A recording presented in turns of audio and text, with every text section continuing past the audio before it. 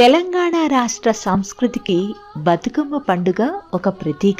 పితృ అమావాస్య నాడు ఎంగిలి పూల బతుకమ్మతో ప్రారంభమయ్యి సద్దుల బతుకమ్మ వరకు 9 రోజుల పాటు ఘనంగా జరుగుతుంది.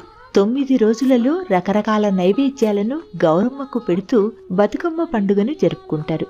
బతుకమ్మ సంబరాల్లో 9 రోజుల పాటు వివిధ రకాల పూలతో బతుకమ్మను తయారు చేసి ఘనంగా జరుపుకుంటారు.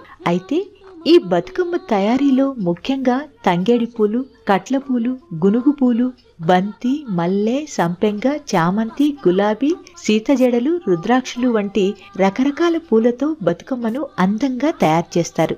ఇంటి ముందు బతుకమ్మను పెట్టి ఆడపడుచులు అందరూ ఆటపాటలతో 9 రోజులు బతుకమ్మను పూజిస్తారు. చివరిగా 9వ రోజు సద్దుల బతుకమ్మ రోజు నిమజ్జనం చేస్తారు. పేద ధనిక అనే తేడా లేకుండా అందరూ ఈ బతుకమ్మ వేడుకలను ఘనంగా జరుపుకుంటారు.